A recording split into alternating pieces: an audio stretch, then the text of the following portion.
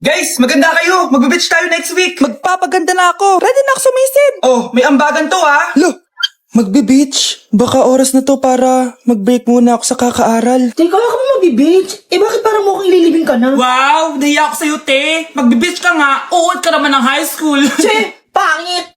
Sinabihan niya akong pangit. Ayusin mo nga sarili mo, anak. Aral ka ng aral. Mas mukha ka ng nanay kaysa sa akin. Hindi pwede to. Kailangan kong maging fresh bago kami mag-beach. 3 days later. Oh, aalis na tayo. Asan na ba si Scarlett? Ano ba yan? Pa-importante kasi. Wait guys, andito na ako. Scarlett, ikaw yan? Ano nangyari sa'yo, be? Nagparitoke ka, no? Retoke? No. Sabi ng nanay ko, masama kasi yung araw sa balat natin. Kaya sinaya niya tong Garnier Vitamin C Serum. Anak, gamitin mo tong Garnier Vitamin C Serum. It can fade dark spots in just 3 days. For the mabilis and glow up ka dyan, anak. Oh, sino pang hindi nag-aambag dyan? Si Samantha hindi pa nagbabayad. Ha? Magbabayad naman ako eh. Wala lang akong pera ngayon. Oh, maiwan na hindi nabayad ah. Kawawa ka naman, hindi ka makakasama sa amin. Oh, sa'yo na to. Baka sakaling maging fresh ka din like me. Salamat ah. Bye! Punta na kami sa beach. Nay, tingnan mo tong balita. Oh, ano yan anak? Nanalo tayo ng loto, Nay! Mayaman na tayo. Oo, Nay. Teka lang, ipopost ko to. Nanalo kami ng loto. Mag-ready na ako, anak. Madami-dami ata tayong bibilangan ng pera. A few moments later. Anak, tara na. Kunin natin yung pera. Hello. Nakita ko yung post mo. Nanalo pala kayo ng loto ah. Oo. Ba't pala andito ka? Di ba crush mo ko? Liligawan sana kita. Che! Di ba nireject mo ako dati? Peperahan mo lang ako eh. Hoy, lalaki ka! Alam ko na balak mo. Porket nanalo kami ng loto, jujuwain mo na tong anak ko? Hindi ko naman po peperahin yung anak nyo. Ay, oo, Mare. Hindi naman peperahan ng anak ko yung anak mo. Oh, ba't nandito ka?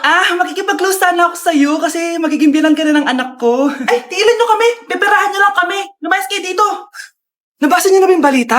Mali daw yung lumabas sa loto. Kayo yung panalo. Kami yung nanalo. Mayaman na tayo! Hindi kami yung panalo. Nay, magiging mahirap na tayo ulit. Paano ba yan? Kami pala yung panalo. Lalayas na kami, ha? Sandali lang, Mare. Pag-usapan natin yung kasal ng anak natin. Oo. Ilang anak ba gusto mo? Walang ikakasal.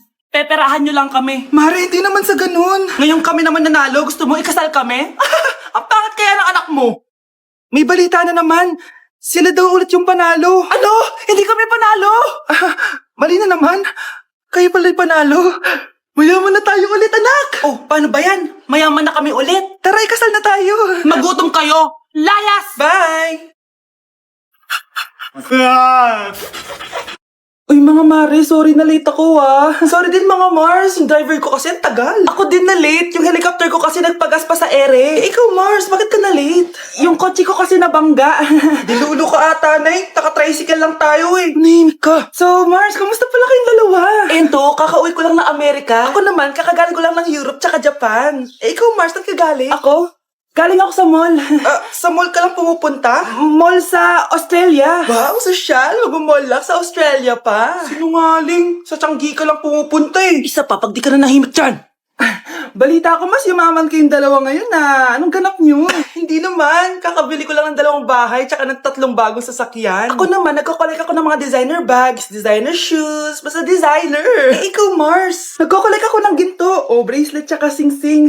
Ginto? Nagko-collect ka ng sama ng loob ka mo. Punyeta ka, wag mong hintayin sa mamaloob ko sa'yo. Buti pa mag-order na tayo mga Mars. Excuse me, can I have the fettuccine Alfredo? Yung sa akin steak with white caviar, samahan mo na rin ng wine. Ano ba basa dito? Sige, spaghetti na lang.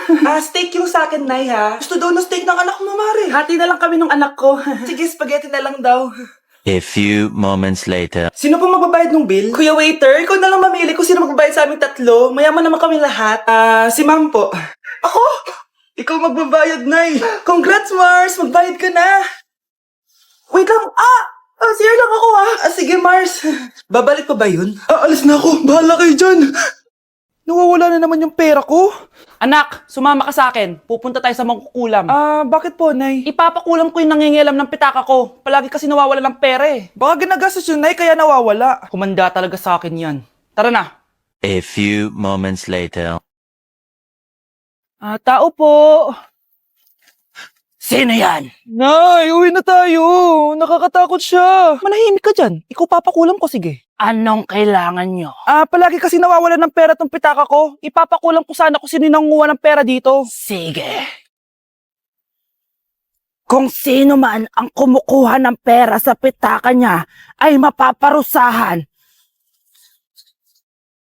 Nay, wag mo nang ituloy. Humanda ka sa akin kung sino ka man. Tutusukin ko na. Sakit ng tiyan ko. Sakit ng ulo ko. Ikaw yung nangunguha ng pera sa pitaka ko? Hindi, Nay. Bakit ikaw yung nasasaktan? Baka may nakain lang ako kanina. Pahirapan mo pa siya lalo. Ito na ang matinding parusa. Tumahol ka na parang aso. Oh, ayan na ang sagot mo. Walang iya ka, Kyle. Ikaw pala kumukuha ng pera sa pitaka ko? Nay, sorry. Umanda ka sa akin. Halika dito. Nay, wag po. Halika dito. Itatali kita. Nay, sorry. Hay! Bayad niya! Anak, kunin mo yung cellphone ko sa kwarto. May tumatawag ata. Sige po, Nay. Sabi cellphone ni Nanay. Anak, bilisan mo naman. Ay, salamat naman. Nakatae din. Scarlett, ba't nandyan ka? Di ba pinukuha ko sa phone ko? Pinagsasabi mo, Nay. Kanina pa ako dito sa loob. Nay, ito na po cellphone niyo. Sino yan, Nay? Bakit kamukha ko? Teka lang. Bakit dalawa kayong Scarlett? Nananaginip pa ako? Nay, ako yung totoong Scarlett. Ha? Sinungaling! Ako to, Nay. Ang totoong Scarlett. Sandali nga. Hindi na ako tutuwa sa inyong dalawa, ha? Isa lang ang solusyon dito. Magtatanong ako at kung sino ang makasagot ng tama, siya ang totoong Scarlett. Unang tanong, saan ako may balat? Balat? Nay, sa puwet. Nay, sa kifi. Tama, kifi. Ha? Totoo ba, Nay? O, diba, alam ko. Susunod na tanong. Ano ang timbang ko? Mukha kang 100 kilos, Nay.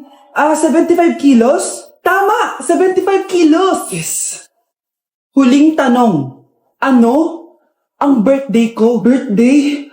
Mahina pa naman ako sa ganyan. April 14, 1977? April 15, 1977. Tama! Ikaw nga ang totoong Scarlett! At ikaw, dahil talo ka, lumayas ka na dito, impostor! Ay!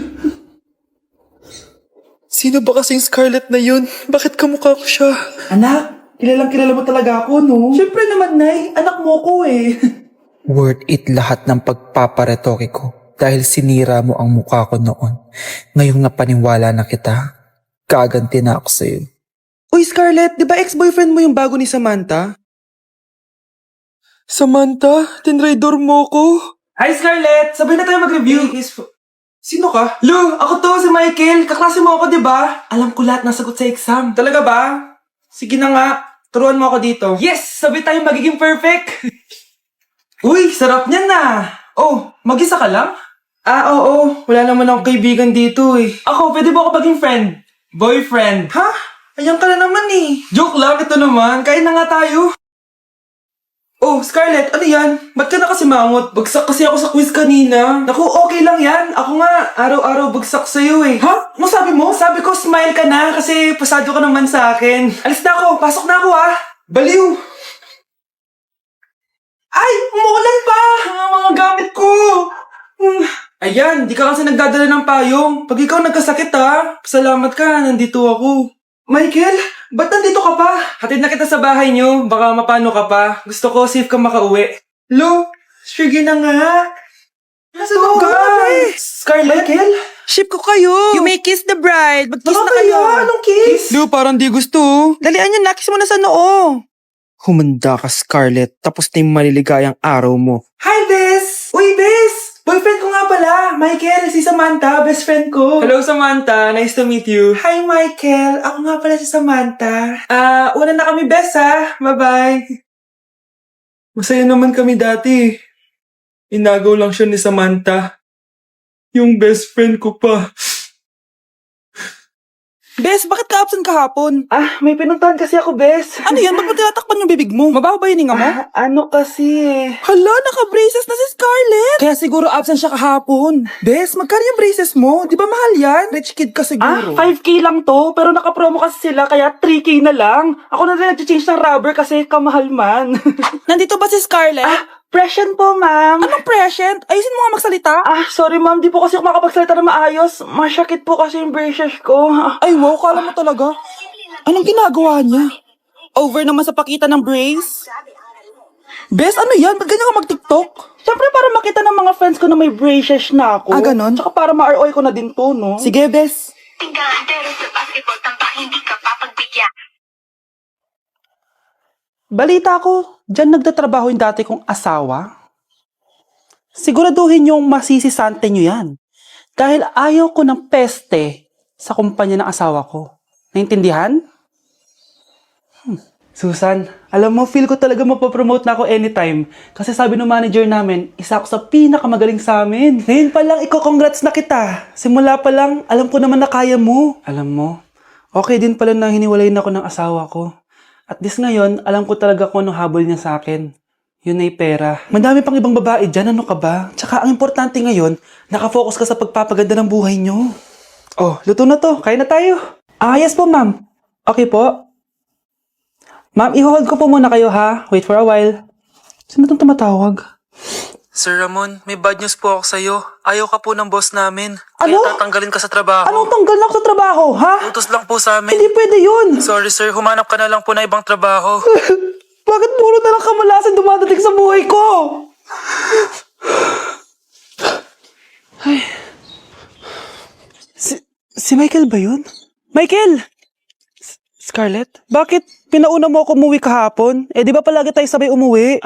May ginawa ako. Tsaka baka magselos yung nagbigay ng bulaklak sa'yo. Para ka namang ano dyan? Tsaka alam mo, na-realize ko, hindi ko na pala siya crush. Tara na nga, manood na lang tayo ng movie sa bahay, yung horror. Sige na nga. Michael? Ma? Ano ginagawa mo dito, ha? Get in the car! Uuwi na tayo! Di ba sabi ko sa'yo, nababoard ako sa bahay, kaya umalis ako? Michael, siya yung nanay mo? Kilala mo nanay ko? At sino naman tong babaeng kasama mo, ha?